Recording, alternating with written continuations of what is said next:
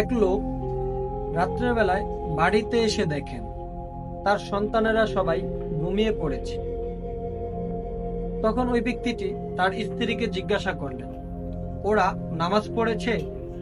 তখন তার উত্তরে স্ত্রী বললেন, বাড়িতে কোনো খাবার ছিল না, ক্ষুধায় কান্না করতে করতে ওরা সবাই ঘুমিয়ে পড়েছে, নামাজ পড়েনি।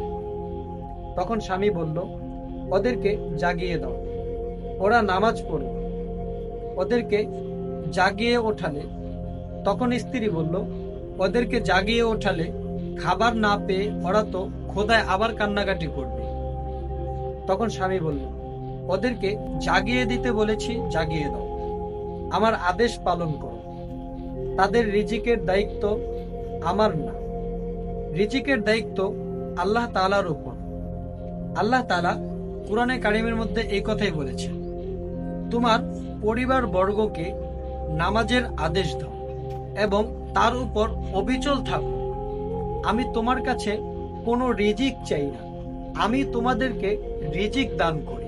শুভ পরিণাম তো শুধু মুত্তাকি ব্যক্তিদের জন্যই। সূরা তাহার 132 নম্বর আয়াতে আল্লাহ তাআলা এই কথা বলেন। এই কথা শুনে স্ত্রী তৎক্ষণাৎ সন্তানদেরকে জাগিয়ে নামাজে দাঁড় করিয়ে দিলেন। সুবহানাল্লাহ। নামাজ শেষ করে যখন তারা উঠল, এমন সময় দরজার বাহির থেকে সালামের আওয়াজ বেঁচে আসলো। দরজা খুলে দেখা গেল এক লোক, তার কাঁধে অনেক খাবার। লোকটি বলল, এগুলো আপনার পরিবারের জন্য গ্রহণ করুন।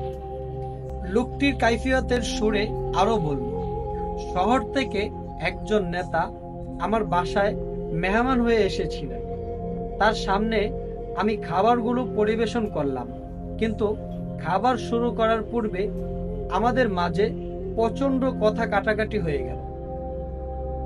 মেহমান রাগান্বিত হয়ে কিছু না খেয়েই চলে গেলেন। অতঃপর আমি খাবারগুলো নিয়ে বের হলাম। ভাবলাম, আল্লাহ তাআলা যেদিকেই নেন, যেখানেই নেন, সেখানেই খাবারগুলো দিয়ে আসব। আল্লাহর নামে শপথ করে বলছি, হাঁটতে হাঁটতে আমি আপনার দরজায় এসে দাঁড়িয়ে গেলাম।